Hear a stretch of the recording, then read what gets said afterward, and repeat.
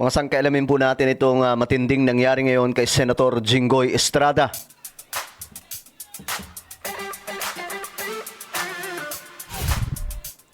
So magandang oras po sa inyong lahat at ito nga po tingnan po natin itong sitwasyon tungkol po dito sa ating senador na nasa loob po ngayon ng kulungan, si Senator Jinggoy. No, mukhang may hindi daw po magandang nangyari. Pag-usapan po natin. Anyway, sa mga hindi pa po dyan nakakapag-subscribe sa ating YouTube channel, guys, subscribe niyo po yung ating YouTube channel para lagi po kayong updated sa mga vlog po natin. Okay? Sa mga nanonood po sa Facebook, i-follow niyo po yung ating Facebook page. Alright, so alamin po natin ito mga sangke kasi ito daw po ang nangyari sa ating senador. Labas ng kulungan kahapon.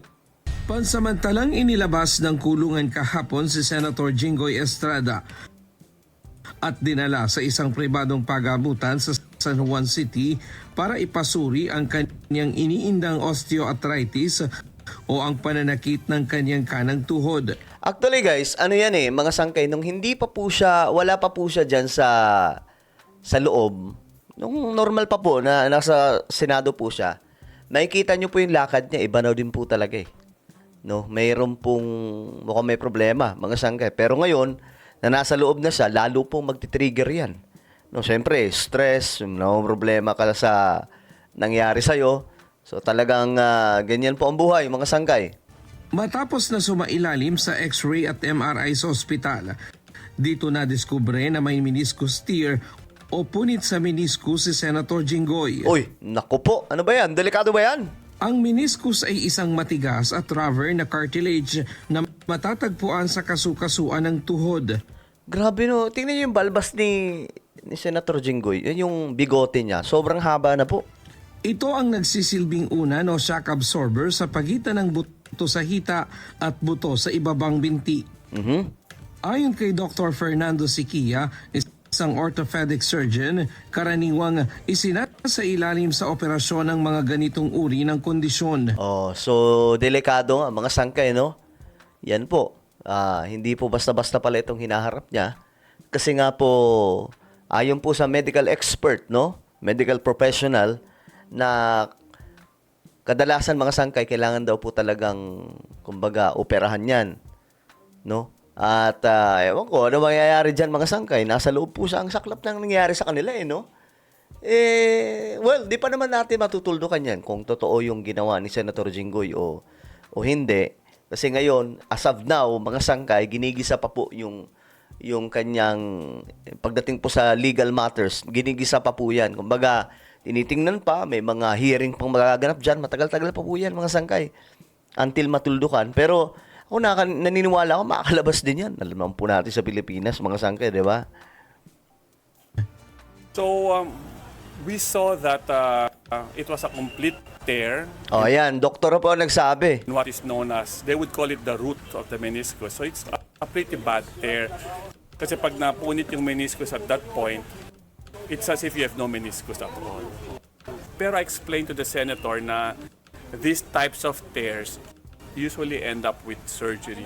Because pag you have a complete tear of the meniscus at the root level, then it is as if the meniscus is not functioning anymore.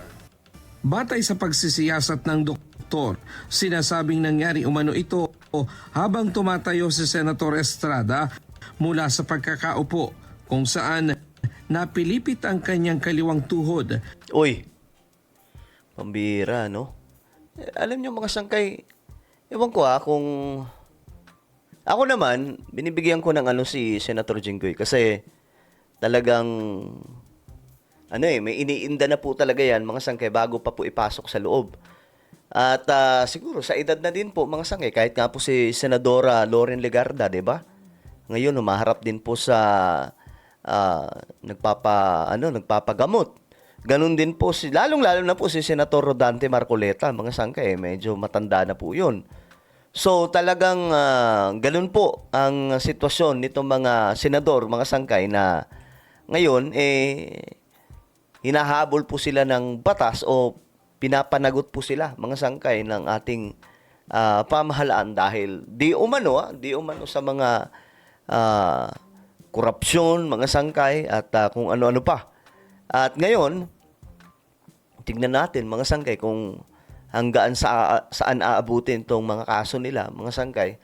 Pero ako, ito nga yung tanong ko dyan kasi nagiging normal na po ito. Every time na mayroon pong mga politiko na masasakote, bigla pong nagkakaroon ng karamdaman sa loob ng kulungan, mga sangkay, 'di ba? Naalala ko dati si si former President Gloria Arroyo, mga sangkay, na nagkaroon po ng sa leeg, nilagay sa leeg, mga sangkay, no? Ang laki. So, usually, yan po talaga yung nangyayari sa kanila. At kadalasan, hindi po naniniwala dyan yung iba. Ewan ko lang, ito, tingnan po natin yung mga komento ng mga kababayan po natin. Ito, may mga talaga, mga sangkay, hindi naniniwala. Kasalanan to ni Gloria Macapagal Arroyo, siya nagpauso nito. Ayan. Pero nung malaya, namamayagpag at sobrang healthy. Hindi siya healthy nung malaya pa siya. Talagang kumikiyang-kiyang na po yun maglakad. Ang alamat ng wheelchair. Hala, naka-wheelchair na. Ilabas na ang neck brace. Bakit ganun? Tuwing may mahuhuling mga urakot na politisyan, ang dami nilang nagiging sakit, paulit-ulit na lang. Wala. Ganun talaga. Kita nyo, mga sangkay, may mga talaga. Hindi naniniwala, no? Bambira. Sa sobrang laki ng tiyan, di na kinaya ng tuhod. Ayos pag nakakabulong, nagkakasakit bigla. Kawawang Pilipinas. Naman yan, mga politiko na may mga kaso nakakasuya na sila. Pag gusto mangupit, ang dali lang sa kanila. Pero sa pagharap sa kaso, ang aarte. Grr. So, ayan, mga sanggay, yun yung tanong ko. Ngayon, kung naniniwala ba kayo sa mga ganito? Dahilan para mapunit ang kanyang meniscus. Sa ngayon, binigyan muna ang senador ng gamot na kanyang iinumin upang maibsan ang pananakit at pamamaga ng kanyang tuhod. Ayon sa mga doktor, kailangang obserbahan ang kondisyon ni Senator Estrada at kung hindi mawawala ang pananakit ay maaaring irekomenda nila na manatili muna ito sa ospital. Ayun na.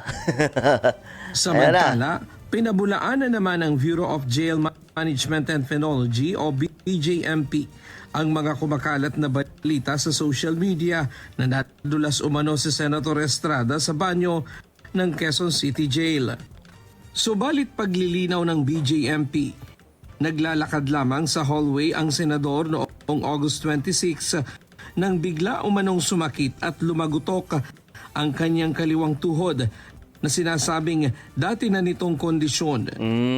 Matapos na magpa-MRI at kumonsulta sa doktor, ibinalik na rin sa Quezon City Jail kahapon ang senador. Si Senator Jinggoy Estrada ay nahaharap sa kasong plunder at graft na may kaugnayan sa issue ng maanumalyang flood control projects.